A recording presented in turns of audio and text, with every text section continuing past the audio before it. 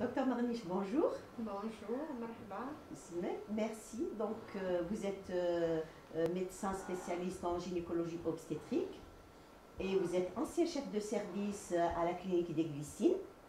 Et là, vous êtes donc installé sur les hauteurs d'Alger, plus précisément d'El Ibrahim. Alors, docteur Marniche, donc l'équipe Liag Event vous remercie donc, de nous avoir reçus dans votre bureau.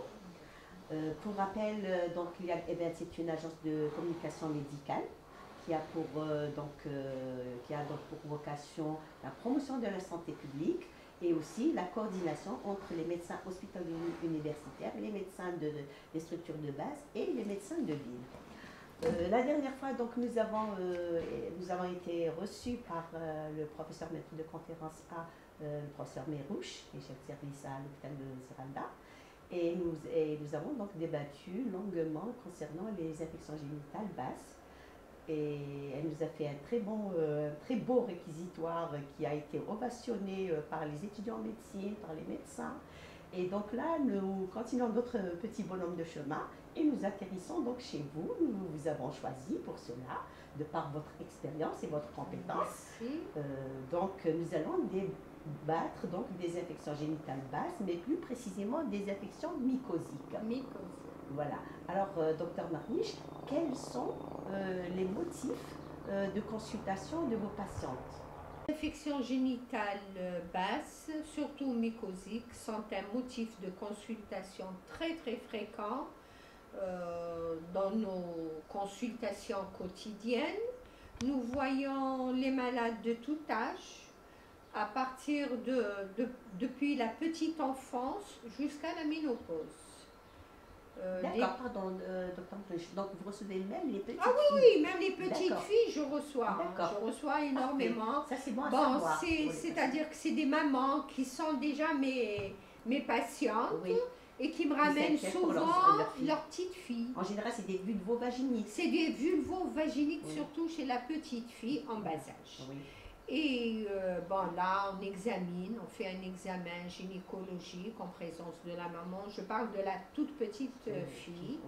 On l'examine en présence de la maman. On trouve surtout le motif de consultation, c'est surtout la rougeur et la démangeaison, le prurite. Le prurite qui est assez fréquent. Et qui dérange. Et qui dérange souvent ces petites filles. Donc on les examine, on trouve une rougeur au niveau des lèvres et des fois des petites sécrétions qui ne sont pas très fréquentes. Et là on conseille une hygiène, c'est-à-dire les toilettes, parce que le fait d'utiliser des savons agresse la flore vaginale, tout ce qui est l'écosystème est déstabilisé par des savons agressifs parce qu'il faut un savon qui est neutre. Si on utilise soit un savon acide ou alcalin, donc ça favorisera ces mycoses qui sont assez fréquentes. Donc, et là, selon les cas, on donne soit une hygiène, soit un traitement, ça dépend de l'infection au stade. Donc vous recevez quand même pas mal de petites filles. Oui, de tout âge. D'accord, de tout âge. De tout âge. Et l'infection mycosique est assez fréquente. Au moins une fois dans notre vie, toute femme fera une infection mycosique. D'accord. Et docteur Marniche, est-ce que vous avez un profil type de la patiente qui fait des mycoses vaginales? Oui, il y a beaucoup de profils, surtout les femmes en activité génitale. Donc je parlerai des femmes en activité génitale qui sont sous contraception œstroprogestative, surtout les fortes doses d'œstrogène favorisent la mycose. Elle favorise la mycose, donc ces femmes consultent surtout, elles sont dérangées par le prurite. C'est la démangeaison, donc il y a des fois des pertes, elles viennent pour le corée et on découvre que c'est une mycose. C'est des pertes qui sont cailloutées, assez abondantes, L'examen de la vulve montre des lésions de grattage surtout. Et ça, au niveau de la vulve, on voit que ça part jusqu'à les aines, au niveau vulvaire, vulvo, et au niveau anal. Ça peut descendre jusqu'à l'anus. Et donc là, ça met un inconfort très important chez la femme. Donc on fait cet examen, on met le spéculum, on voit que la vulve est très rouge, il y a des pertes cailloutées, comme du lait caillé. Là, ça vous pose directement le diagnostic de mycose. On n'a pas besoin de faire de prélèvement. Les infections génitales basses, en général, la clinique est parlante d'elle-même par rapport aux autres infections bactériennes, à trichomonas et autres choses. Donc, ces femmes, on leur conseille une hygiène. Donc, pour le traitement... Pardon, on va on va aborder le problème. On parlera du traitement. Là, donc, il y a aussi un autre profil. Le profil des jeunes filles. C'est aussi les femmes enceintes. Les femmes enceintes, la grossesse est assez fréquente. Donc, l'infection mycosique, l'hyperœstrogénie et tout. Donc, les femmes, durant leur grossesse, présentent beaucoup d'infections mycosiques et elles sont souvent récidivantes. Une femme qui a à peu près une mycose, elle terminera jusqu'à la fin de sa grossesse, surtout si elle ne respecte pas l'hygiène de vie, l'hygiène de vie, les toilettes agressives. Disons les règles d'hygiène en fait. Les règles d'hygiène, donc elle aura souvent le corée jusqu'à presque son accouchement. Également les femmes diabétiques. Donc les femmes diabétiques font souvent des infections à répétition mycosiques. Et le premier signe qui indique la mycose, quand elle a une mycose, c'est sûr que son diabète est déséquilibré. Je suis d'accord avec vous. Donc pour toutes les diabétiques, quand elles arrivent, elles me disent j'ai une infection mycosique. Madame, vous avez vu votre diabéto, votre glycémie, elle est à combien? Donc, c'est le premier signe. Et d'ailleurs, quand on stabilise sa glycémie, tout rentre dans l'ordre. On n'a même pas parfois... On n'a pas besoin de traiter localement. Un traitement local suffit. Tout à fait. Également, les femmes qui font souvent des infections à répétition. Donc, dans ces cas, si le traitement que vous avez donné ne marche pas,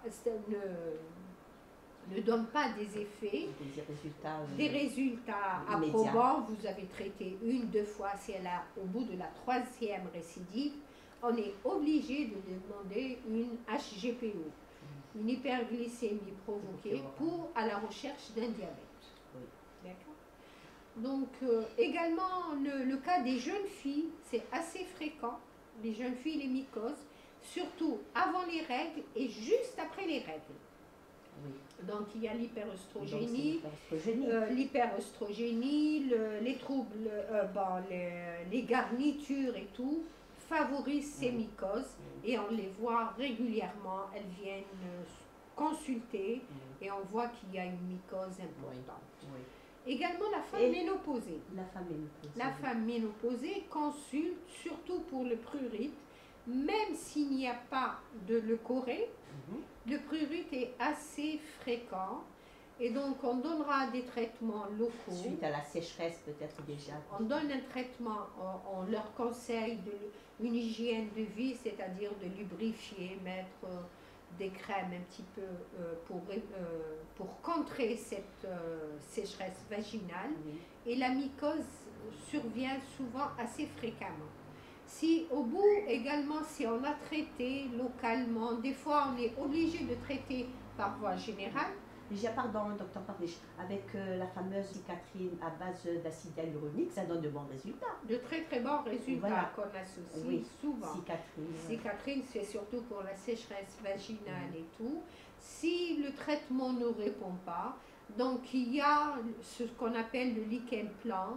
Donc on est obligé de faire un examen, une vulvoscopie à la recherche du lichen plan. Des fois on fait des biopsies à la recherche d'une maladie néoplasique chez la femme d'un certain âge, âgée, ménopausée. Voilà. Il y a aussi la corticothérapie. La corticothérapie, on la préconise quand on est sûr qu'il n'y a pas de mycose. On élimine la mycose. Voilà, la corticothérapie chez les femmes ménopausées, on peut faire des petites cures, pas plus d'une semaine. Si ça rentre dans l'ordre, la Humaderk, c'est bon. Sinon, on est obligé de passer à un examen plus approfondi, la vulvoscopie, etc. Voilà. Et aussi la prise d'antibiotiques. Oui, donc là, ça, les infections, donc tout ce qui favorise les mycoses, c'est surtout l'hyperostrogénie, les contraceptions fortement dosées, le diabète favorise la mycose, l'hygiène, c'est-à-dire tout ce qui est savon, parfumé, les gels douches, les produits agressifs, les crèmes dépilatoires. Les femmes trop propres aussi. Oui, l'hygiène, bon, c'est-à-dire quand on se lave plusieurs fois par jour, ça détériore la flore vaginale. Donc on ne respecte plus l'écosystème vaginal. Donc là, il faut une hygiène, c'est-à-dire pour les toilettes, elles doivent être au moins 1 à 2 fois par jour, surtout les toilettes savonneuses. Une seule fois suffit, soit le matin, soit le soir. On évite les savons agressifs, donc il faut prendre un shampoing neutre, quitte à utiliser du savon de Marseille. Bon, pour les gens qui ne peuvent pas se permettre mais pas trop fréquemment, parce que des pas fois... fréquemment, j'ai dit 1 à 2 fois.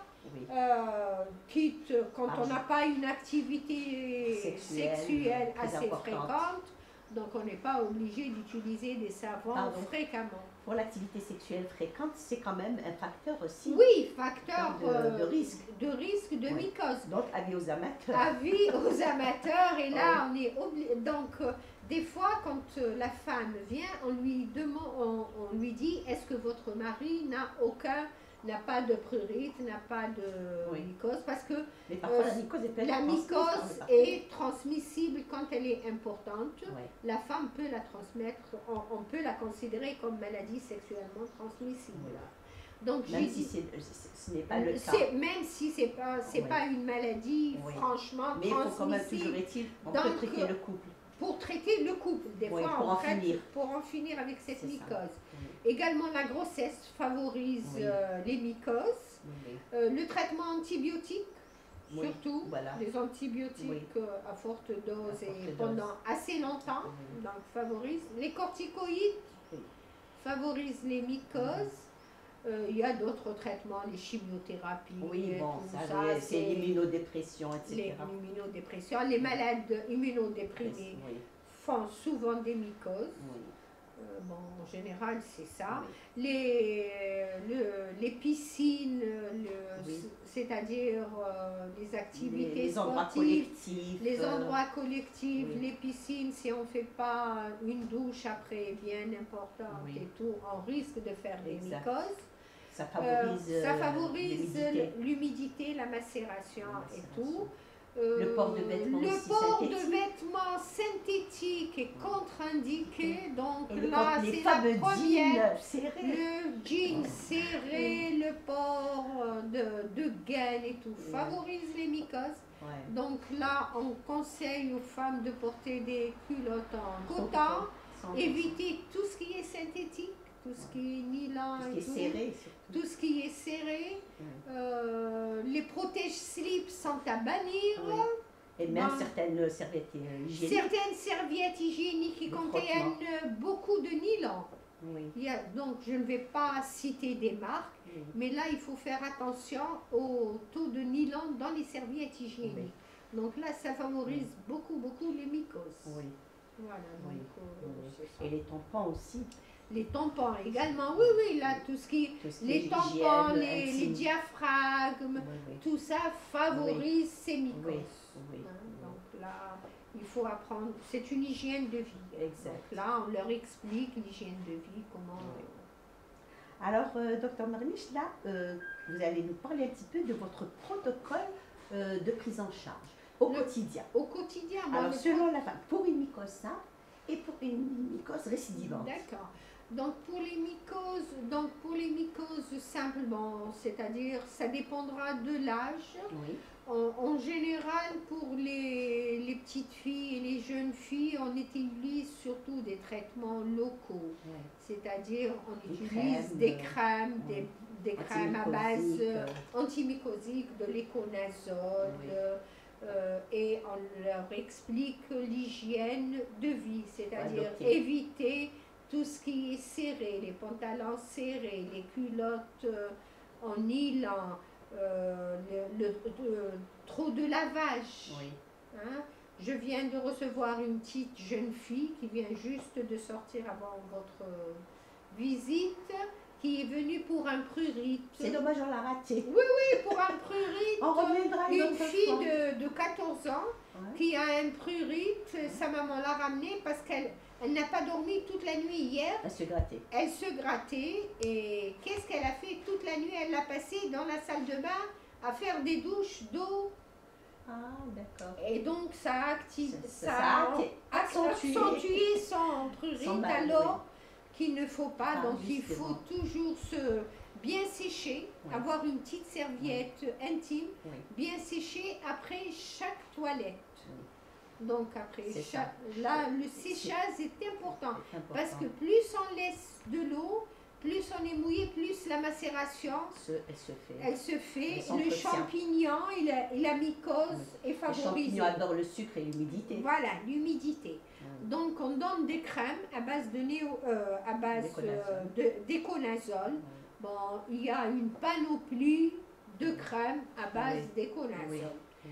Et on donnera en général pour les jeunes filles qui récidivent, on peut donner un traitement antimycosique par voie générale. D'accord. C'est-à-dire comme C'est quelle molécule? c'est de l'éconazole, du fluconazole. D'accord. Toujours du fluconazole, elle prendra. Ça dépend des dosages. Il y a des dosages de 50. Ouais. On donne en général à 150. 150. Une cure à renouveler 2 ou 3 fois tous les 15 jours. D'accord. En général, on a de très bons résultats. D'accord. Très bons résultats. Hein. Bon, Après, docteur Marniche, pardon, on a vu aussi en consultation des petites filles avec des oxyuroses. oui, des bulbovagites. voilà. Des- Donc là, chez la petite fille, j'avais oublié d'en parler, le premier examen qu'on demande, c'est la parasitologie des selles, la Oui, coproparasitologie, c'est très important. parce que le fait d'avoir une oxyurose, comme Peut l'oxyurose, entretenir. ça sa côté. entretient, ça passe dans la vulve, et donc ça Ouais. entraîne ces mycoses Ouais. qui sont assez fréquentes. Donc on peut faire soit le scotch test, Oui. soit l'examiner et demander à la maman surtout s'il n'y a pas de notion de grattage Ouais. anal. Et même regarder Et la marge. regarder la marge anale s'il n'y a pas des petits verres. Ça, Exact. c'est assez fréquent. C'est C'est parmi les causes les plus fréquentes chez la du petite prurite chez la petite fille. Exact. Des mycoses chez la petite fille. Et aussi peut-être la façon de s'essuyer aussi. Oui, Apprendre, éduquer éduquer les petites filles de s'essuyer toujours d'avant en arrière. Pour éviter la Ja- contamination. pour éviter la contamination, donc jamais d'arrière en avant de l'anus vers la vulve, mais plutôt de la vulve vers l'anus. Quand vous conseillez ces mamans entre nous, est-ce qu'elles sont réceptives? Elles sont- Oui, elles Elles sont sont très réceptives. réceptives. Les mamans ont D'accord. toujours peur pour leur petite Oui. fille, donc Plus que pour elles-mêmes. plus que pour elles-mêmes. Connaissance de Donc cause. voilà, donc là, elles sont très réceptives et Donc elles exécutent, elles elles suivent les conseils, c'est elles une bonne suivent les chose. conseils. C'est une bonne Elles chose. suivent les Très conseils. bien, très bien. Et pour donc les mycoses récidivantes de la... Bon, j'ai pas la bon, vie. pour les mycoses, j'ai dit pour surtout les jeunes filles, on donne le traitement local, le fluconazole Oui.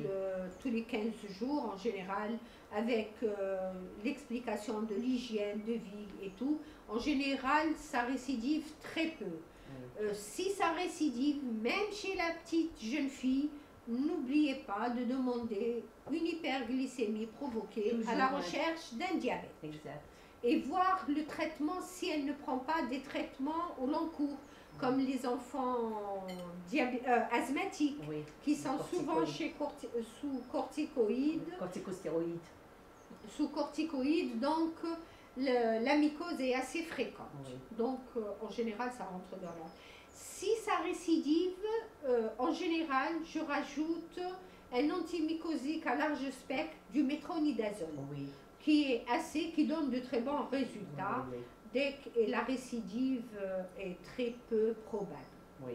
Ça, c'est les jeunes filles. Chez les femmes en activité génitale, donc on donnera un traitement en général par voie vaginale.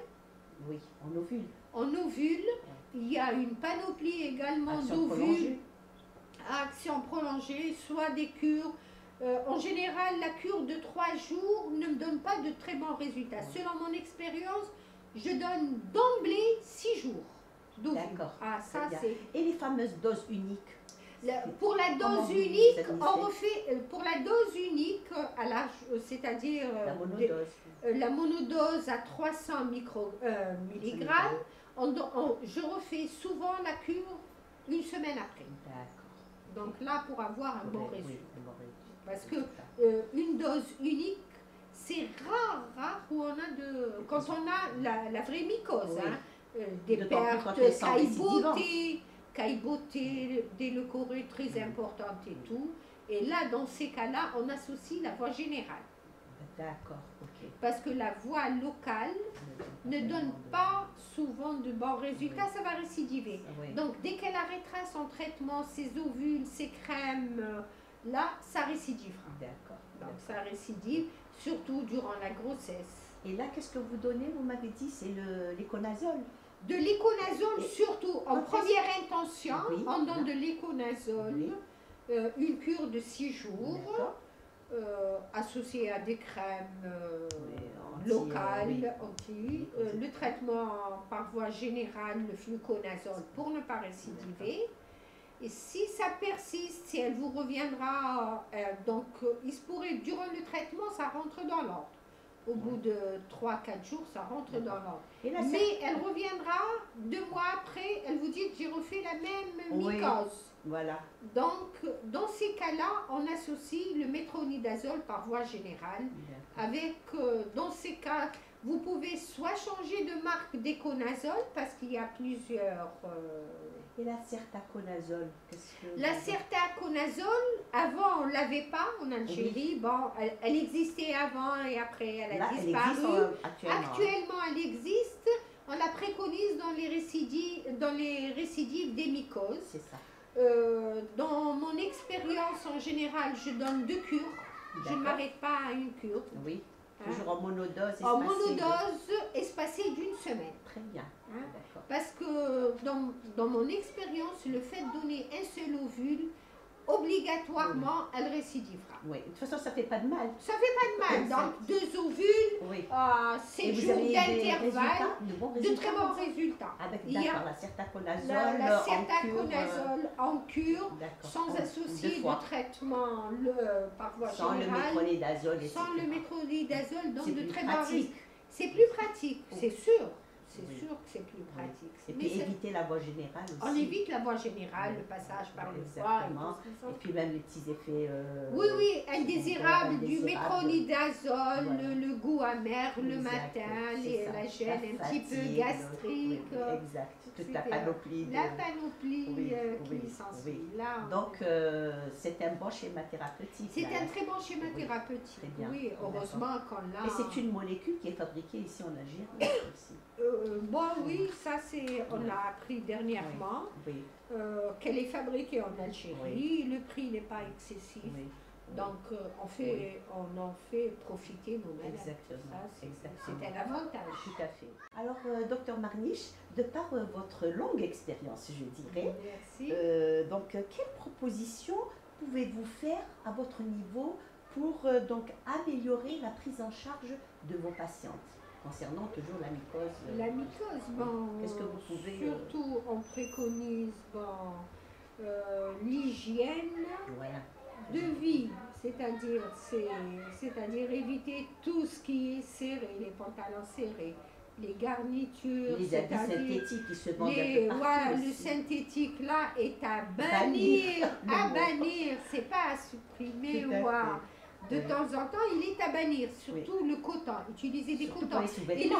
les sous-vêtements et le lavage, ne pas utiliser de javel, de produits Oui. agressifs, Oui.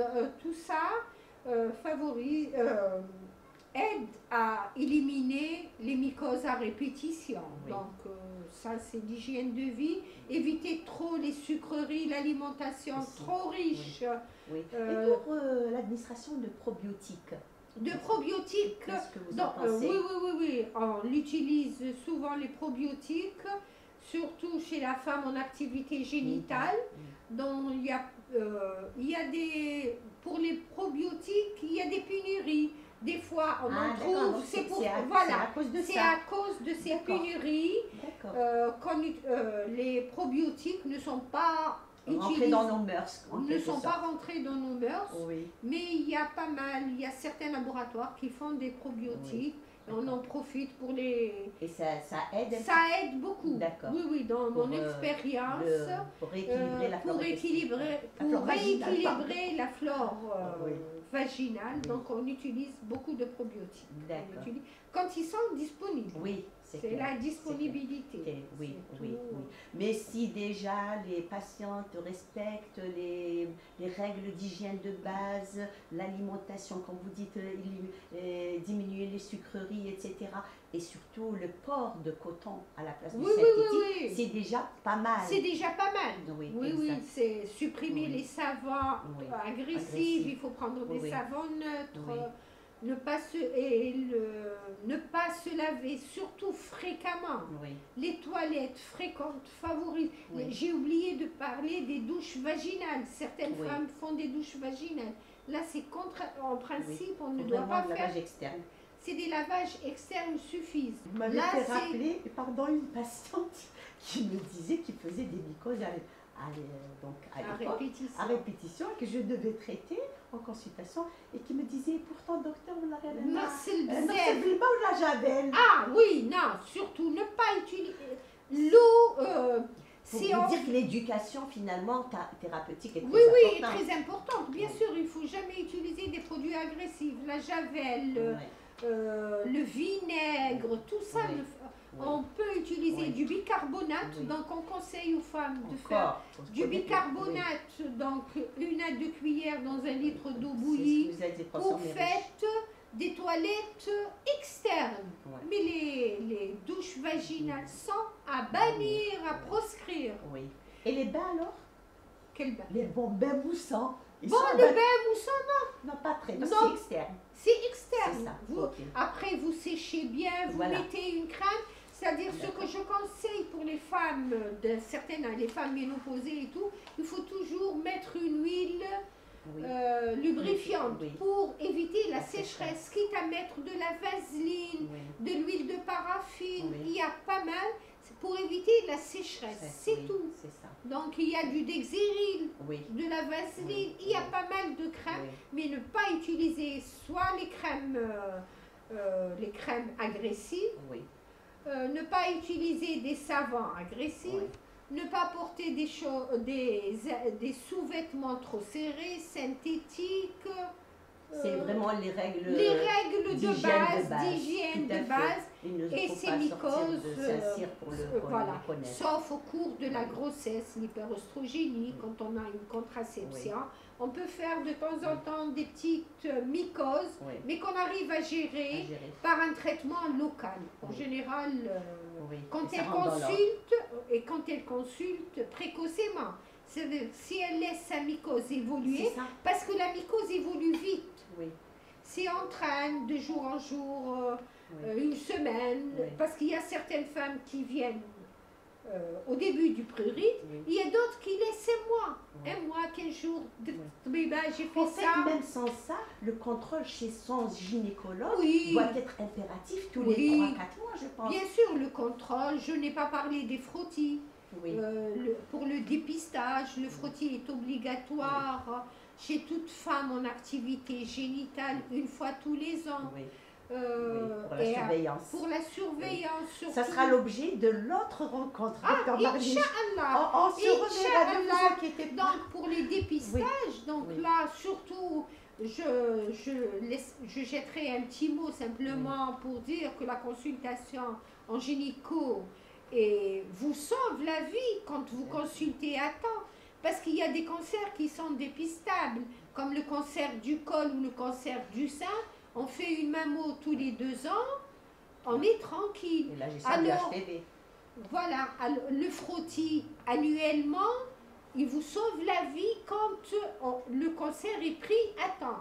Mais si vous restez jusqu'à ce que vous ayez des signes de métrorragie ou quel signe, là c'est... On rentre dans un traitement lourd. Oui, dans un traitement lourd. Oui. Le dépistage, la consultation de gynéco, c'est comme on va chez le dentiste, on va chez... des contrôles réguliers. Les contrôles réguliers, le bilan annuel, bilan sanguin, ça doit rentrer dans notre culture. Exact. Ne pas attendre le mal pour aller consulter, voir son médecin, mais consulter. Et vous avez une consultation annuelle, c'est déjà beaucoup. Si vous faites une consultation annuelle pour une femme qui est ménopausée, c'est déjà pas mal. Hein? Et pour la femme, et pour les consultations préconceptionnelles, en activité génitale, au moins tous les 6 mois. D'accord, voilà. Déjà voir pour sa contraception. Déjà, oui. Hein? Donc quand elle est, soit la contraception qu'elle a choisie, soit le stérilet, soit sa pilule, faire ses contrôles. Et la consultation tous les 6 mois est largement suffisante. Eh bien, merci beaucoup, Dr Marniche. Vous avez été très, très clair. Voilà. Je vous remercie. Et je suis sûre que pas mal de personnes, surtout de sexe féminin, donc, vont être contentes pour tous ces conseils-là. Et donc, on reviendra probablement vers vous pour encore la suite. Concernant toujours les maladies gynécologiques qui sont quand même très, très importantes. Ah oui, les maladies gynécologiques sont très fréquentes chez nous. Chez nous, on consulte souvent en retard. Voilà. Et là, c'est malheureux de le dire. Eh bien, merci beaucoup, Dr Marniche, et bon courage à vous. Merci et à beaucoup bientôt, et merci.